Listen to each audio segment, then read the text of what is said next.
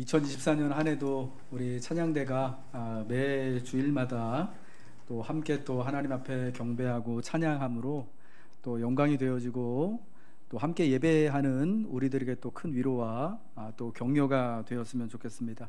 여러분의 삶에도 또 특별히 또 우리 찬양대원 우리 한 분 한 분에게도 이 소명을 감당함을 통해서 하나님이 주시는 또 신비한 은혜가 있기를 바랍니다. 하버드 대학교의 공개 강의를 연구 및 전파하는 전문 협력 기구로 하버드 공개 강의 연구회라는 기구가 있습니다. 이 기구에서요, 하버드 대학교의 그 교육에 대한 특징을 다음과 같이 설명을 해요. 하버드 대학교 학생들이 학교에서 얻는 가장 소중한 것은 지식이 아니라 긍정적인 사고 습관과 배우고자 하는 의지다라고 설명을 해요. 그러니까 하버드 대학교에서는 사실은 지식을 학생들에게 가르치는 것보다 인생을 경영하는 데 있어서 좋은 습관과 그 습관을 또 계속해서 또 유지해 나가는 그런 굳은 의지를 배워 나가는 것, 경험하는 것을 매우 중요한 것, 사실은 어떤 최신의 지식보다도 좋은 습관과 사실은 의지가 낙심할 때라도, 비록 실패할 때라도 다시 또 의지를 가지고 시작할 수 있는 것이 정말 중요하게 여기는 것이고, 그것을 사실은 학교에서 수업하는 내내 가르친다라는 거예요. 여러분, 그렇다면 우리 신앙에 있어서 가장 중요하고 소중한 것, 우리 신앙을, 우리 인생을 결정하는 것은 그럼 우리 믿는 사람들에게 무엇일까라는 것을 저는 좀 고민을 해봤습니다. 그랬더니 성경에 말씀하는 바 우리 신앙인의 생활 방식이라고 할 수 있는 것이 뭐냐면 의인은 믿음으로 말미암아 산다라는 거예요. 믿음으로 살아가는 것이 우리에게 있어서는 우리 신앙의 가장 중요한 핵심이고 주요한 신앙의 생활 방식이다라는 거예요. 믿음으로 살리라라는 것은 처음으로 구약의 그 선지서인 하박국서 2장 4절에 나오죠. 그러나 의인은 그의 믿음으로 말미암아 살리라. 그래서 이 하박국서의 유명한 말씀이 성경의 곳곳에서 인용이 되어져서 다시금 선포되어지고 가르치고 있는 것이 로마서 1장 17절에 의인은 믿음으로 말미암아 살리라.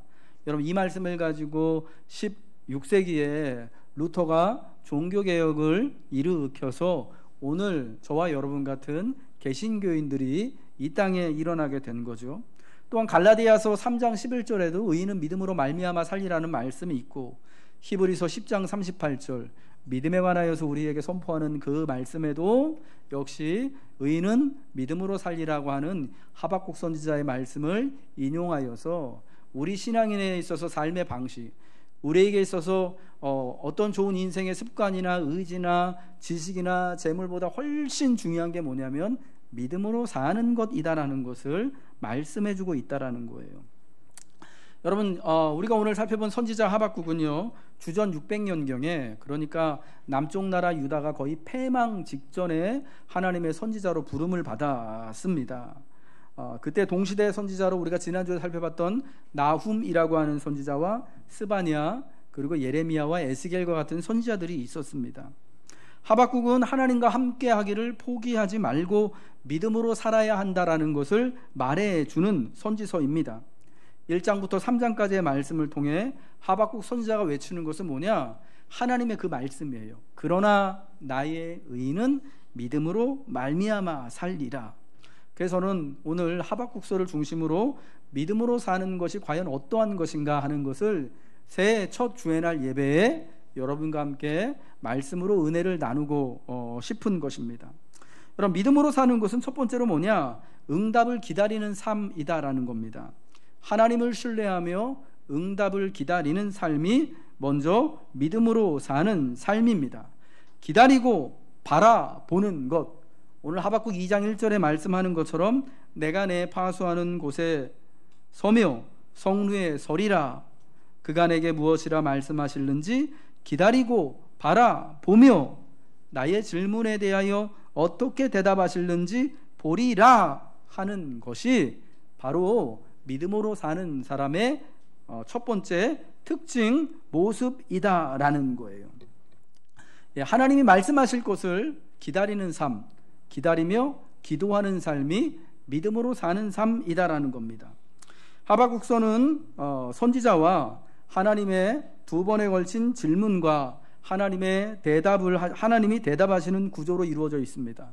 선지자가 하나님 앞에 기도로 질문을 하면 하나님이 대답을 하시고, 또 하나님의 대답을 받고 선지자가 다시 한번 질문을 하면 또 하나님이 대답하시는 구조예요. 첫 번째 하박국 선지자의 질문은, 하나님, 어찌하여 남유다에, 우리나라에 강포와 죄악과 폐역이 가득합니까? 하나님이 공의를 이루어 주셔야 하지 않겠습니까? 라고 공의를 이루어 주시기를 간구해요. 그러자 하나님의 첫 번째 대답이 오는데, 그 대답은 뭐냐면, 내가 갈대아 사람을 일으켜서, 여기서 말하는 갈대아 사람은 바벨론 나라를 말하는 겁니다. 이 불의한 남유다를 갈대아 사람을 통하여 심판하겠다라는 것이 하나님의 첫 번째 대답입니다. 그러자 하나님의 대답을 듣고 선지자가 두 번째 질문, 기도를 합니다. 하나님, 그래도 우리는 하나님 믿는 백성인데, 우리가 저 하나님도 알지 못하고 우리가 아무리 강포와 폐악과 죄악이 가득한지라도 바벨론 사람들보다는 덜할 텐데 하필이면 왜 저 갈대아 사람들을 데려다가 우리를 심판하십니까? 우리가 사망에 이르지 아니하리이다. 우리를 심판하시는 것은 좀, 그들을 통하여 심판하시는 건 좀 너무합니다 라고 기도를 한 거예요. 그러자 하나님의 두 번째 대답, 응답이 옵니다. 악인은 반드시 심판을 받는다라는 거예요. 남쪽 유다의 강포와 폐악을 통하여서 하나님이 그들보다 악한 갈대아 사람들을 통하여서 심판하실 것이고, 또 그 악한 갈대아 사람 역시도 하나님이 심판하실 것, 그래서 악인은 반드시 심판을 받을 것이다라는 것을 말씀하십니다. 그러면서 중요한 하나님의 대답이 오늘 본문 하박국 2장 4절에 나와 있는, 그러나 의인은 그의 믿음으로 말미암아 살리라는 말씀인 거예요. 하나님의 혹독한 심판의 한가운데서도, 패배와 멸망의 한가운데서도, 그러나 하나님을 의지하고 믿음으로 살기를 결단하는 하나님의 의인은 믿음으로 살 것이다는 것이에요. 선지자 하박국은 하나님을 신뢰하는데 요동함이 없는 신앙인입니다. 바랄 수 없는 환경에서도 하나님의 선하신 응답을 믿고 기도하기를 포기하지 않는 이였다라는 거예요. 여러분, 하박국 선지자의 활동 시기는요, 남유다의 요시야 왕이 죽은 직후입니다. 요시야 왕이 어떤 사람이었냐면은 유다의 종교 개혁을 단행한 인물이었어요. 여호와의 율법을 찾고, 그리고 율법을 따라 유월절을 다시 지켰던 때가 바로 유다의 요시야 왕 때였습니다. 그런데 이 선한 왕, 유다의 마지막 선한 왕이라고 불리우는 요시야가요, 애굽과의 전쟁에서 무깃도라고 하는 곳에서 전사를 합니다. 여러분, 계시록에 나오는 종말의 마지막 대전쟁터라고 불리우는 심판과 전쟁의 장소라고 불리는 아마겟돈이라는 얘기 있잖아요. 많이 들어보셨죠? 아마겟돈 전쟁, 아마겟돈 심판. 계시록에 아마겟돈이라는 것이 나오는데, 그게 어디서 온 거냐면은 바로 그 무깃도에서 온 거예요.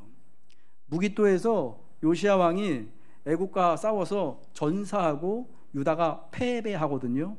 이게 결정적인 계기가 돼서 유다가 패망하거든요. 그러니까 유대인들에게는 무깃도 전쟁이 패망의 전쟁이에요. 종말의 전쟁인 거예요. 그래서 거기서 종말과 심판을 뜻하는 아마겟돈이 나오게 되었던 겁니다. 아무튼 이 무깃도에서 요시야 왕이 죽은 다음에 그의 아들인 여호야김이라고 하는 사람이 아버지의 뒤를 이어서 유다의 왕이 되었습니다. 근데 여러분, 이 여호야김 왕은요, 자기 아버지가 왕이기 때문에 저절로 왕이 된 사람이 아니라 애굽의 왕이요, 요시야를 죽인 다음에 예루살렘으로 와서 침공해가지고 허수아비로, 자기 말 잘 들을 사람으로 요시야의 남은 아들 중에 세운 사람이 여호야김이었습니다. 그러니까 허수아비예요, 하수인인 거예요. 왕이긴 하지만 정통성이 모자란 사람이에요. 왕의 아들이긴 하지만 사실은 정통성이 굉장히 없는 그런 상황에 있었던 때라는 겁니다. 게다가 이때 바벨론이라고 하는 나라가 유다의 코끝까지 또 쳐들어와가지고 사실은 애굽보다 바벨론이 더 큰 문제였던 것인데, 여호야김 왕 때 무슨 일이 있었냐면 바벨론이 크게 쳐들어와서 이 예루살렘을 에워싸고 함락을 시켜요. 그래서 그때 바벨론, 우리가 포로라고 하는 바벨론 1차 포로가 발생하게 됩니다. 1차 바벨론 침공 이후에 유다와 예루살렘에 살고 있는 많은 하나님의 백성들이, 거의 굉장히 많은 사람들, 그들 중에는 왕족이 있었고요, 제사장들이 있었고, 귀족들이 있었고, 남아 있었다면 유다를 위하여서 크게 지도자 역할을 했을 그런 사람들을요, 바벨론 왕이 쳐들어와 가지고 싹 다 잡아가는 1차 침공, 1차 포로가 발생하게 된 때가 여호야김 왕 때였다라는 거예요. 여러분, 이때 사로잡혀 갔던 사람이 누구냐면, 여러분 너무 잘 아시는 다니엘과 그 3명의 친구들인 거예요. 에스겔과 같은 사람들이 그때 포로로 사로잡혀 가게 되었어요. 여러분, 다니엘과 친구들이 굉장히 유능한 사람들이잖아요. 그들이 바벨론으로 끌려가서 바벨론 왕을 섬기고 후에는 페르시아의 왕을 섬기는데, 사실은 나라가 망하지 않고 유다에 남았다면은 유다 나라를 위하여서, 유다 백성들을 위하여서 얼마나 지혜롭고 유능하게 통치를 하고 지도자의 역할을 했었어야만 하는 사람들인데, 그만 이때에 하박국의 시대에 다 끌려가게 된 거예요. 여러분, 그래서 남의 나라 가서 사는데, 이 사람들이, 여러분 우리 성경에 보면은 바벨론 왕 때에도, 페르시아의 왕 때에도 두 번째 총리가 되어주고 막 굉장히 높은 자리에서 승승장구하는 것처럼 보이지만, 여러분 그들의 신분이 어떤 건지 아십니까? 바벨론과 페르시아의 왕의 측근 중에 측근이지만 사실은 환관이었어요. 환관, 남자의 생식기가 없는 내시였다라는 거예요. 그러니까 사실은 개인적으로, 민족적으로 사실은 굉장히 큰 순환이 여호야김 왕 때 시작이 되었던 것, 하박국이 하나님의 말씀을 받고 기도할 때가, 그래도 의인은 믿음으로 말미암아 살 것이다, 하나님의 영광이 온 세상에 가득하다라고 외쳤던 때가 바로 그런 때였다라는 거예요. 내부적으로는 그래서 유다가 애굽과 바벨론 파로 갈려서 내분 중이었고, 그 와중에 요시야 왕 때 종교개혁으로 이루었던 신앙의 모습들을 다 잃어버리고 강포와 폐악과 죄악이 가득한 상태가 되고 말았습니다.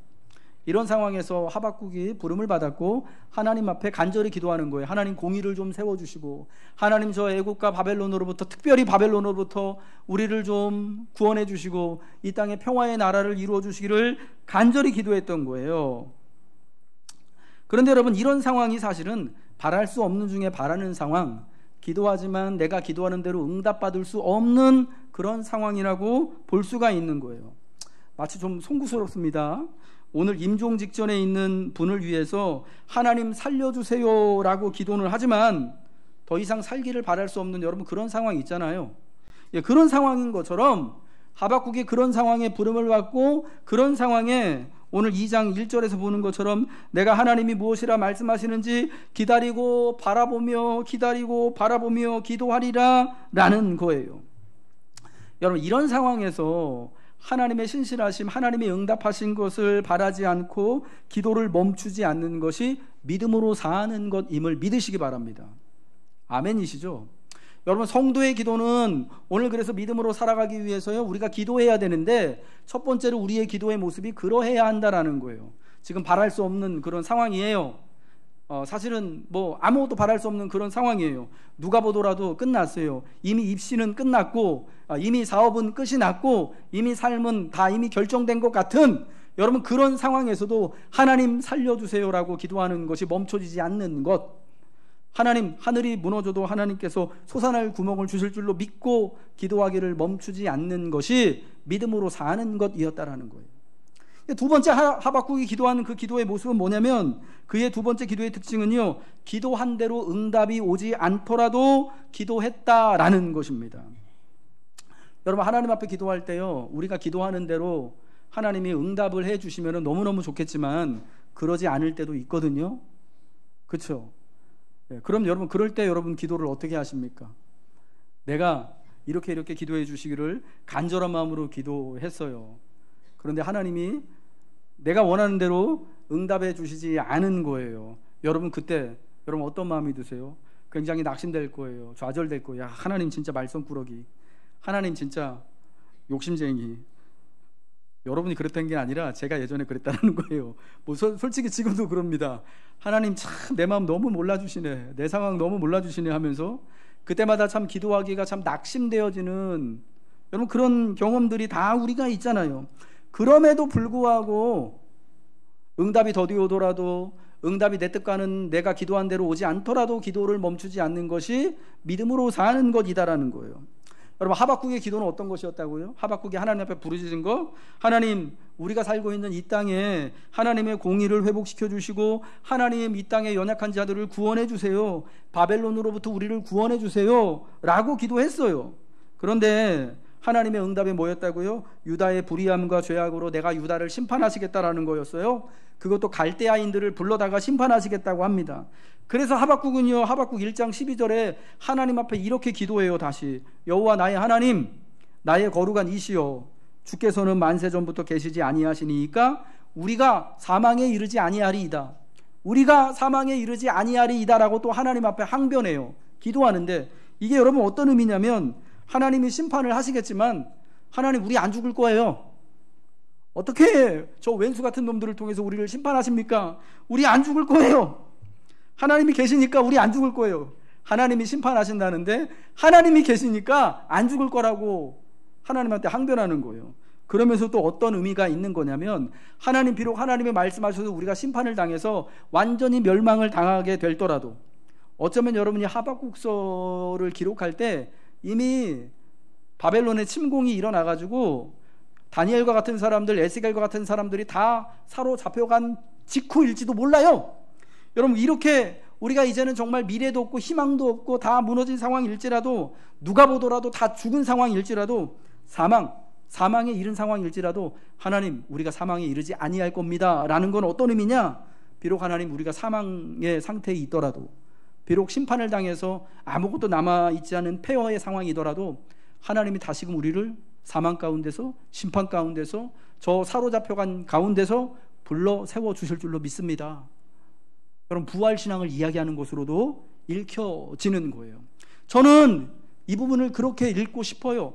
그렇게 해석하고 싶어요. 우리가 사망에 이르지 아니하리이다. 비록 하나님 내 상황이 사망 같은, 죽음과 같은 상황이더라도, 비록 지금 내 상황에 아무것도 남아있지 않은 상황이더라도, 희망은 아무것도 없고 이미 모든 것이 결정난 상황이더라도 하나님으로 말미암아 사망에 이르지 아니할 줄로 믿습니다.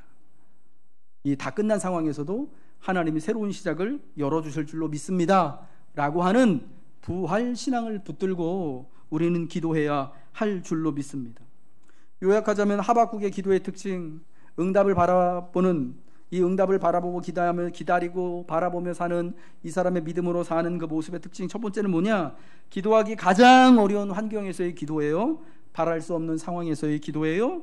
그리고 내가 기도한 대로 응답되지 않더라도 그럼에도 불구하고 기도하기를 멈추지 않는 부활의 신앙을 갖고, 부활의 믿음을 가지고 사망에 이르지 아니할 것을 간절히 기도하는 기도였다라는 것입니다. 여러분 이러한 선지자의 기도에 하나님은 달려가면서도 읽을 수 있을 만큼 분명한 응답을 주시겠다라고 말씀하시는 거예요. 오늘 본문 2장 2절이죠. 여호와께서 내게 대답하여 이르시되 너는 이 묵시를 기록하여 판에 명백히 새기되 달려가면서도 읽을 수 있게 하라. 내가 분명한 응답을 주겠다. 달려가면서도 또렷하게 읽을 수 있는 응답 주겠다라고 하나님이 말씀하신 거예요. 사랑하는 성도 여러분, 올 한해 우리가 믿음으로 살아야 되는데 그 믿음으로 사는 것의 첫 번째는 뭐라고요? 기다리고 바라보며 하나님의 응답을 사모하는 삶이다라는 거예요. 응답을 기다리는 삶으로, 여러분 그러므로 기도하기를 멈추지 않는 삶으로, 기도를 쉬지 않는 삶으로 믿음으로 살아가시길 주님의 이름으로 축복합니다. 두 번째 믿음으로 산다라는 것은 뭐냐? 여호와의 영광을 인정하며 사는 것입니다. 따라하겠습니다. 여호와의 영광을 인정하며 사는 것이다. 그렇지 못한 세상일지라도 여호와의 영광을 인정하며 사는 삶이다라는 거예요. 주변을 아무리 둘러봐도 하나님의 영광이라고 할 만한 것이 아무것도 남아있지 않은 상황에서도 하나님의 영광을 인정하는 삶이 믿음으로 사는 것입니다. 사랑하는 성도 여러분, 여러분이 생각할 때 하나님의 영광은 우리가 언제 볼 수 있습니까? 여호와의 영광이 언제 나타날까요? 우리 애가 되게 좋은 대학에 합격했을 때, 저는 정말 그러기를 정말 바라고 바라는데, 내 몸에 있던 질병이 어느 날 정말 기적적으로 치유를 받든지 아니면 병원의 의사 선생님의 힘을 입어서 약물을 먹고 고침을 받았다든지, 그동안 풀리지 않았던 내 일상의 일들이 어느 날 갑자기 하나님의 은혜로 해결이 되어지는, 그래서 내 삶에 누군가가 돕는 자들이 여기저기서 막 많이 나오고, 내가 어딜 가나 사람들로부터 이렇게 막 환영을 받고 사랑을 받고 막 그러면, 하나님 내가 기도한 대로 다 응답해 주시면, 여러분 우리는 그때 하나님의 영광이 나한테 충만해, 은혜가 충만해, 감사해. 여러분 우리가 생각하는 여호와의 영광은 이런 거잖아요, 그렇죠? 그런데 여러분 선지자가 바라보는 하나님의 영광, 물이 바다를 덮음같이 온 세상에 가득한 하나님의 영광이 온 세상에 가득하리라 라고 한 그때의 그 영광은 어떤 것이었냐라는 거예요. 원래 이 성경 말씀에 의하면, 구약 성경 말씀에 의하면 여호와의 영광은 언제 나타나는 것이냐, 그 땅에 하나님의 통치가 온전히 발현되어서 하나님의 말씀에 따라 하나님의 공의와 정의가 실현될 때 나타나는 거예요. 하나님의 나라를 그 땅에 바로 세울 때 그 나라와 그 나라의 백성들로 말미암아 하나님의 말씀을 따라 살아가고, 그래서 하나님의 말씀을 따라 살아갔더니 그 땅에서 정말 복되게 살아가는 그 사람들로 인하여서 여호와의 영광이 나타나는 거예요. 그런데 이 하박국 선지자가 활동했던 시기는 어땠다고, 언제라고요? 유다의 여호야긴 왕 때. 이 사람이 거의 마지막 왕이에요. 그때예요.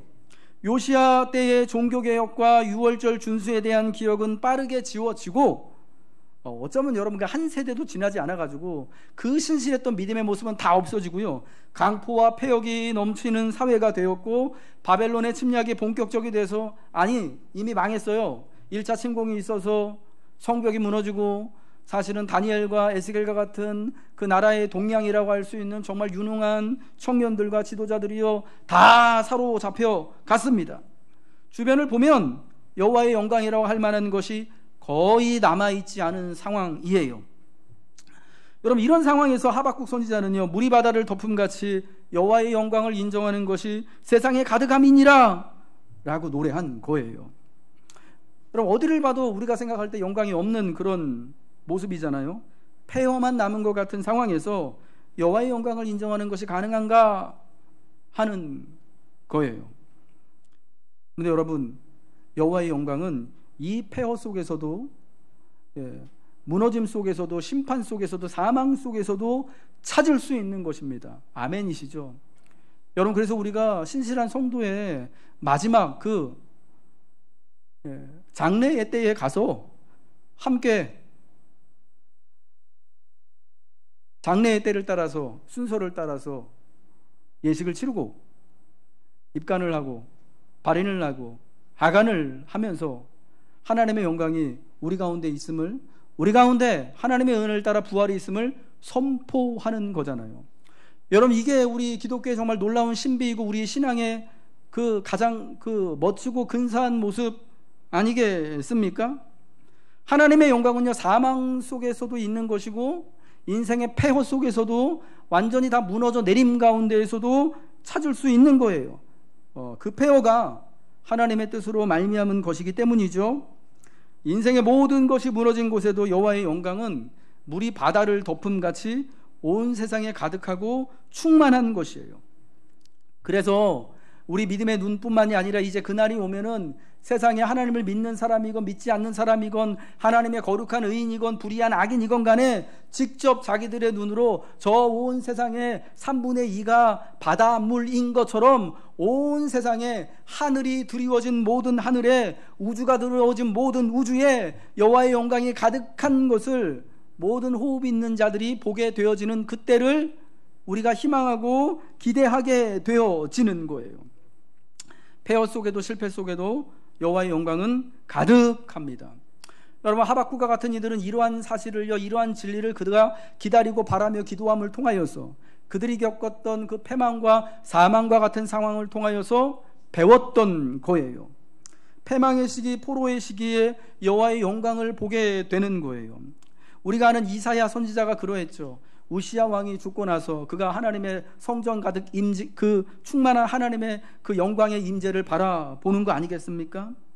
에스겔과 같은 사람은 바벨론으로 끌려가서 바벨론 그발강가에 앉아가서 나 원래 제사장 되어져야 하는 사람인데 여기 끌려와서 이제 나 뭐하나 하고 있을 때에 하나님의 영광이 그에게 그 그발강가에서 임하지 않습니까? 그래서 에스겔을 선지자로 부르시는 것 아니겠습니까? 폐허 속에서 심판 속에서 끌려간 그 자리에서 하나님의 영광이 충만하게 나타나는 거예요. 하나님의 백성이 있는 그곳에. 비록 현실은 그렇지 않더라도 물이 바다를 덮음같이 여호와의 영광이 온 세상에 가득할 것을 믿음의 눈으로 바라보고 선포하는 이들에게 하나님의 영광이 함께하는 것이었다라는 겁니다. 여러분, 우리 예수님과 하나님의 영광이 함께하였음을 우리 복음서는 말씀해주고 있지 않습니까? 마가복음 2장에 예수님이 세리였던 레위를 제자로 부르시고 그분의 제자들과 더불어서 이 죄인인 세리 레위의 집에 들어가서 함께 음식을 나눌 때 그 자리에 레위뿐만 아니라 여러 많은 죄인들이 함께하고 있었다라고 성경은 말씀해주고 있습니다. 여러분, 그때 하나님의 영광이요 여호와의 영광이 우리 주 예수님과 함께 더불어서 세리 레위와 그의 집에 함께 식사하고 있던 그 많은 죄인들, 여러분, 그 사람 모두들에게 드러나게 된 거예요. 예수님이 죄인들과 함께 식사하고 죄인들과 함께 어울린다라고 어떤 사람들이 예수님을 비방하고 정죄할 때 예수님이 말씀하시잖아요. 건강한 자에게는 의사가 쓸데없고 병든 자에게라야 쓸데있느니라. 나는 의인을 부르러 온 것이 아니라 누구를 부르러 왔다고요?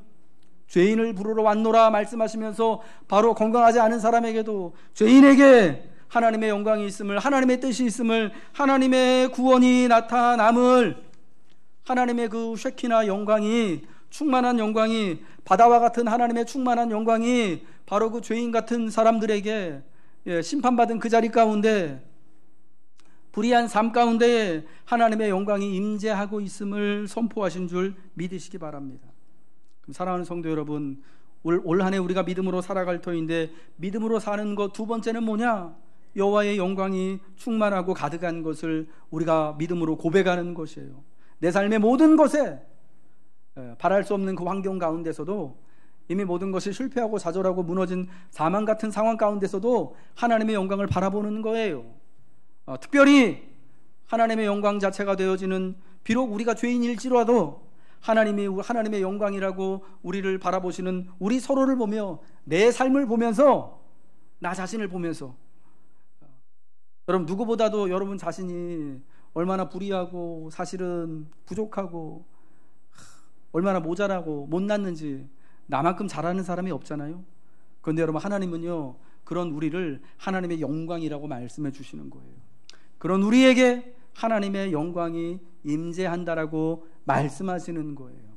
내 삶을, 또 우리 서로를 하나님의 충만한 영광으로 여러분 사모하며 선포하고 살아가시길 바랍니다. 여러분, 그러할 때 우리는 믿음으로 살게 될 줄로 믿습니다. 세 번째로요, 믿음으로 사는 것은 여호와로 말미암아 즐거워하며 기뻐하는 것입니다. 비록 삶이 그렇지 못할지라도 말입니다. 하박국서 3장 17절부터 19절 말씀 우리 같이 읽겠습니다. 시작. 비록 무화과 나무가 무성하지 못하며 포도나무에 열매가 없으며 감람나무에 소출이 없으며 밭에 먹을 것이 없으며 우리의 양이 없으며 외양간에 소가 없을지라도 나는 여호와로 말미암아 즐거워하며 나의 구원의 하나님으로 말미암아 기뻐하리로다. 주 여호와는 나의 힘이시라. 나의 발을 사슴과 같게 하사 나로 나의 높은 곳으로 다니게 하시리로다. 아멘.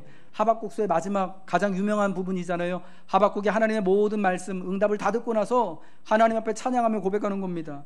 비록 무화과 나무가 무성하지 못하며 포도나무에 열매가 없고 감람나무에 소출이 없고 밭에 먹을 것이 없고 우리의 양이 없고 외양간에 소가 없는 상황, 여러분, 이게 완전히 일상이 무너져 내린 그런 상황 아니겠습니까? 사망 같은 상황이에요. 실패한 상황이에요. 모든 것이 끝난, 장래가 없는, 비전이 없는, 희망이 없는 상황입니다.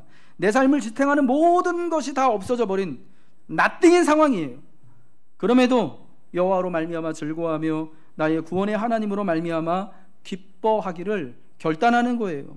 여러분, 이게 믿음으로 사는 것임을 말씀하는 것입니다. 왜? 주 여호와께서 나의 힘이 되시기 때문에. 비록 현실은 여전히 암담하고 변한 것 없이 절망적이에요. 여전히 강포와 폐악이 있고 죄악이 관영하고 여전히 바벨론의 위협 가운데 멸망의 현실을 가지고 있지만 그렇다라고 할지라도, 절망적이라고 할지라도 하나님이 계시기 때문에, 하나님이 계시지 않은 것은 아니기 때문에 하나님으로 인하여 기뻐하며 살아갈 수 있다. 이것이 믿음으로 사는 길이 되는 거예요. 세상을 지배하는 악은 그 마음이 교만하고 정직하지 못함으로 온 세상을 점령한 듯 보이지만, 그런 세상 가운데서도 오직 하나님의 의인은 믿음으로 말미암아 사는 것입니다. 하나님이 그런 세상 가운데 하나님의 영광으로 충만하시기 때문입니다. 여전히 하나님이 하나님의 뜻을 우리에게 보이시고 계시기 때문이죠.